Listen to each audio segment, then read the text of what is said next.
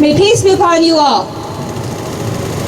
Now, when a species of animals is in danger of extinction, we fight hard to mark that species as endangered so that we can place it under special protections and so that we can ensure its healthy survival.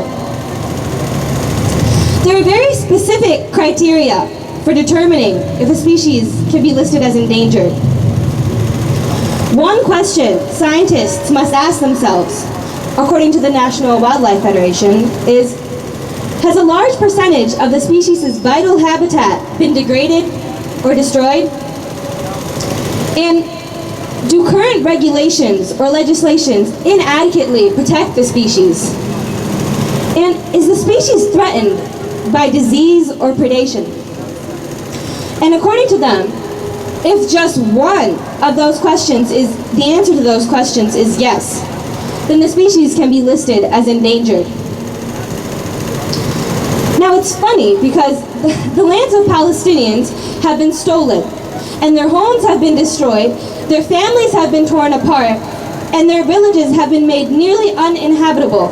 So, number one, has a large percentage of their vital habitat been degraded or destroyed? Absolutely. Absolutely. Then, despite the fact that the UN has targeted Israel in at least 77 resolutions for its violation of human rights, unlawful attacks on Palestine, and illegal settlements, no action has been taken to protect Palestinians from further harm. In fact, the current laws in place would do nothing to protect the Palestinians if the Zionist regime chose to repeat its onslaught at any given time. So two, do current regulations or legislations fail to protect Palestinians? Yes. And yes to the third criterion too. Thanks to the blockade Israel has imposed on Gaza, Palestinian patients with life-threatening diseases routinely lack vital medications. So indeed, Palestinians are threatened by disease and predation. Add to that the endless killings of civilians by the Zionist aggressors, and I believe that we can easily argue that a portion of our own species is literally going extinct in front of our own eyes. Our fellow brothers and sisters in Palestine have been endangered since 1948, ladies and gentlemen. I appeal to your humanity, and I ask you that if we can fight for the survival of pandas, whales, and even tuna fish, then should we not also be standing up for the lives of our fellow human beings in Palestine? Yes. Because after all, this isn't just a Palestinian problem, or an Arab problem, or a Muslim problem.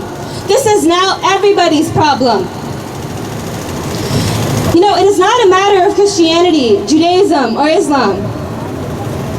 In fact, there are a large number of our Jewish allies here, standing with us today, and all across the world, in solidarity with Palestine. Because they know, and we know, that this is simply a matter of humanity. Tens of thousands of Palestinians in the West Bank have gone without water in the last few weeks. Water is a basic need for us all. And for Israel to cut it off now, during the holy month of Ramadan, and in the hot summer, when those people need it the most, that is an injustice. In fact, according to EWASH, a collection of NGOs dealing with water in the Palestinian territories, each West Bank inhabitant uses 73 liters of water a day on average. That is below the 100-liter level advised by the World Health Organization to, quote, ensure that the most basic needs are met and few health concerns arise. And that amount is also less than a third of the 240 liters used daily by the average Israeli. That is pure injustice as well. We all saw when the residents of Flint, Michigan encountered the recent water crisis, how our nation rose to their aid. Clean water was being sent to them from all across the country as a state of emergency was declared there. Why don't we declare a state of emergency in Palestine? I ask you, is the value of a human life in the West Bank any less than the value of a human life in Flint? If not, then where is the outrage, the support, and the aid that those innocent people now deserve? The outrage is here! For mothers to have to watch as their children die of dehydration is an injustice. And injustice is why we are here today. We are here because we recognize that the Zionist regime continues to live on stolen land, ironically treating the Palestinians who refuse to leave their own homes as the intruders. These people here and the Zionists would like us to believe that Israel has a right to exist.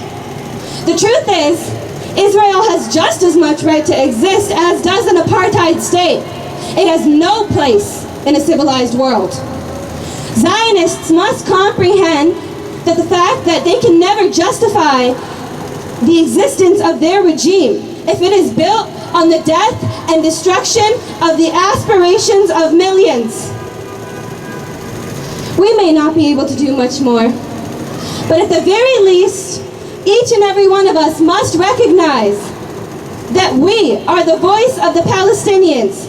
The media will oppose us, Zionists will oppose us, and the world powers may ignore us. But we will continue to stand here and remind the world that despite the silence, we have not forgotten Palestine. We know that they still suffer each and every day, and we cannot and we will not rest as human beings until peace and justice is returned to them. No peace on stolen lands. Justice is our demand. No peace on stolen lands. Justice.